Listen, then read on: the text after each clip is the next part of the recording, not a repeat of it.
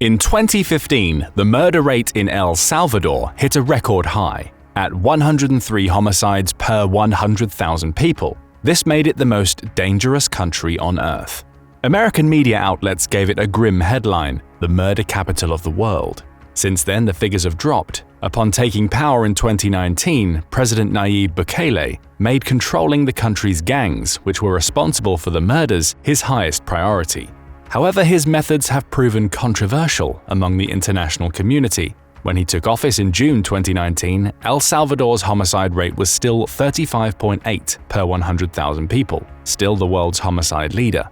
In 2023, the country's homicide rate was 2.4 per 100,000 people, a rate lower than the United States and a rate that is the second lowest in the Western Hemisphere, behind only Canada. Perhaps the ultimate proof of El Salvador's new safe status is that fewer of its nationals are being caught trying to cross the United States southern border, with a 37% drop in apprehensions between 2022 and 23. Indeed, many Salvadorans are now leaving the United States to return to their homeland.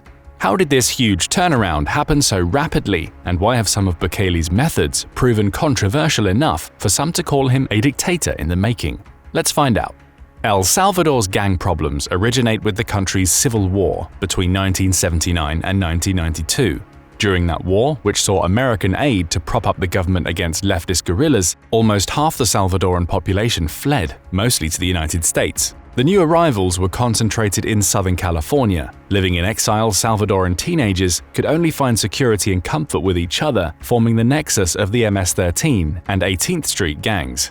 These gang members were often deported to El Salvador during the Clinton administration's crackdown on illegal immigration and on criminal aliens in particular. The deportations brought the gangs back to their country of origin. Many other gang members remained or snuck back into the United States, and soon the Salvadoran gangs became true transnational criminal organizations. To make matters worse, the United States and international human rights NGOs pressured the post-war Salvadoran government into passing laws that made it harder to control gang activity. One of the most important of these measures was making it illegal to bring criminal charges to anyone under the age of 18. As the gangs originated among Salvadoran teenagers and frequently recruited teenagers to carry out their criminal tasks, such legal regimes only encouraged their growth. By 2019, international media sources estimated El Salvador to have about 60,000 gang members. 2015 was a fateful year for more than one reason. As El Salvador became the most dangerous country in the world by far, that was also the year Nayib Bukele became the country's prominent political figure, securing his election as the mayor of San Salvador, the country's capital.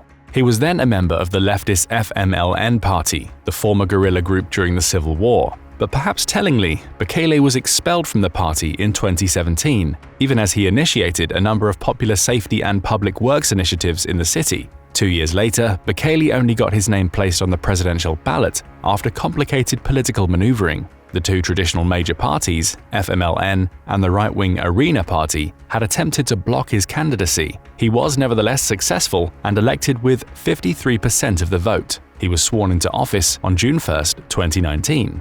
Only 20 days later, Bukele revealed the major focus of his presidency by announcing his territorial control plan, and this plan revealed a level of military involvement in domestic matters that would make most people in more developed countries uncomfortable. Phase 1 of the TCP, known as Preparation, included 4,000 soldiers from the armed forces of El Salvador working alongside 2,000 officers of the country's national civil police. These soldiers and their police comrades were deployed to retake control of the city centers of 12 municipalities in El Salvador that were known to have heavy gang activity. A crackdown began on the country's prisons as well, which were notorious for becoming little more than command and control centers for the gangs. Visitation rights were suspended, high-ranking gang members were transferred to stricter confinement, cell phone signals were blocked. The objective was to disrupt the gangs' CNC, and it showed promise. In this phase, and other aspects of the TCP, Bukele was building on historical precedent. One of his predecessors, Antonio Saca, implemented a policy known as Supermano Dura, which allowed El Salvador's military to patrol areas under the control of the country's gangs and make searches and arrests on suspected gang members, including based on appearance alone. As gang members often adorn themselves with related tattoos, this approach was not as random as it might seem. If the first phase of the TCP was a stick, Bukele also offered carrots with the second phase called Opportunity. which was designed to secure young people a path for a future that did not involve the gangs. These provisions included new schools, sports centers, vocational training facilities, and so on. Phase 3's approach to the TCP, called modernization, dovetailed with the first. This phase was announced in August 2019 and included equipping El Salvador's military and police forces with modern weapons, vehicles, helicopters, night vision equipment, body armor, and other provisions. The passage of the financing needed to purchase this equipment was controversial and involved Bukele walking into the legislative building with soldiers and riot police in an effort to put public pressure on legislators. Ultimately, it failed, but Bukele mobilized an additional 1,400 soldiers to continue and expand earlier parts of the TCP. Although controversial at home and abroad, there were early signs that Bukele's renewed crackdown on gangs was working. Murders decreased by nearly 50% during his first year in office, plunging from almost 2,400 in 2019 to 1,341 in 2020. Later that year, Bukele's party won 56 seats in the country's legislative elections, which gave him much greater leeway in passing his anti-gang initiatives. Even so, in 2021, El Salvador's murder rate was 18.1 per 100,000, which still made it one of the world's 20 most dangerous countries. Despite the undeniable progress made since 2015 and the measures Bukele took to accelerate that progress, El Salvador's gang violence proved persistently stubborn, and in September 2020, a report in the Central American publication El Faro suggested that the reduction in murders during his first year was not only attributable to Bukele's TCP. Rather, the president reportedly offered MS-13 improved prison conditions in exchange for a reduction of murders on their part and the gang's support for his Nuevas Ideas party in upcoming legislative elections. The United States Treasury Department later accused Bukele of this as well. Bukele denied these reports and accused El Faro of money laundering, which forced the publication to relocate its headquarters to Costa Rica. Bukele also initiated the next phase of the TCP, which he called incursion. Incursion involved a much heavier military presence in areas which were controlled by the gangs and which the police were too scared to enter, no-go zones. Bukele announced his intention to double the size of El Salvador's armed forces from 20,000 to 40,000 as part of this plan. Then something extraordinary happened. El Salvador's murder rate decreased by almost 57% in a year, with 651 fewer murders between 2021's 1,147 and 2022's 496. The trend continued between 2022 and 23, with the latter only having 154 homicides, a further 69% reduction. How did this come about? Unfortunately, the beginning is a dark story. For a while, incursion was working, then came retaliation. Between March 25th and 27th, 2022, 87 people in El Salvador were killed by MS-13 gang members who randomly shot at targets in the streets. These killings were unusual, as the gangs did not tend to commit random acts of violence, but rather retaliations for people running afoul of their extortion rackets or some other offense. 62 people were killed on the 25th alone. It was the deadliest single day in El Salvador since that country's civil war. In particular, MS-13 was attempting to retaliate in response to the government's crackdown on 2 bus routes in San Salvador. The gang had typically extorted revenue from the traffic on these bus routes, and the government wanted to cut this source of revenue off as part of the incursion phase of the TCP. To further warn Bukele and his government, the gangs left a string of corpses on the road to the elite beachfront neighborhood called Surf City, an area that the president had devoted a lot of resources to in a bid to attract international tourism. On March 27th, El Salvador's Legislative Assembly held an emergency session which passed the country's current state of exception. This provision was originally supposed to last for 30 days, but it's been extended ever since. El Salvador's constitution permits states of exception to be passed which temporarily suspend certain rights. These include freedom of assembly, the right to be informed of the reasons behind arrest and detention, time limits to detention, protections for the privacy of communications, and protections against compelled testimony. With these tools in hand, the government began an all-encompassing gang crackdown that extended in and outside of prisons. Meals for imprisoned gang members were reduced, both as a cost-cutting measure and as a warning. Bukele threatened that gang members' retaliation against civilians would result in all food being cut to their homeboys in prison. He said they would not get a single grain of rice, and in response to international criticism, claimed that the NGOs could have all the gang members they wanted. Bukele's government made life more miserable for imprisoned gang members by taking away clothes, reducing them to their underwear, and removing their mattresses, forcing them to sleep on concrete. In the outside world, gang members, actual or suspected, were rounded up and arrested en masse. Over 56,000 arrests were made before the end of 2022, a number which covers nearly the entire 2019 estimate of El Salvador's total gang population. Arrests were made without warrants or access to legal counsel for those detained. Previous rights to a court hearing within 72 hours were also suspended as part of the state of exception. These mass arrests involved the Salvadoran army in a new way and coincided with the passage of the fifth phase of the TCP called extraction. In this phase, the Salvadoran military worked side by side with the police in encircling neighborhoods where gang members were suspected of hiding. The soldiers and cops then checked every house and every person. Anyone suspected of gang affiliation, even with little evidence, was rounded up and imprisoned. To ensure the necessary capacity, the Salvadoran government built a new mega-prison in 2022, one capable of housing up to 40,000 inmates, according to government estimates. Outside sources are more modest, claiming the complex can hold a maximum of 20,000 people. Either way, it's the largest prison in Latin America. The construction of the new prison, called the Center for the Confinement of Terrorism, came on the heels of a new 5,000 inmate facility in 2021.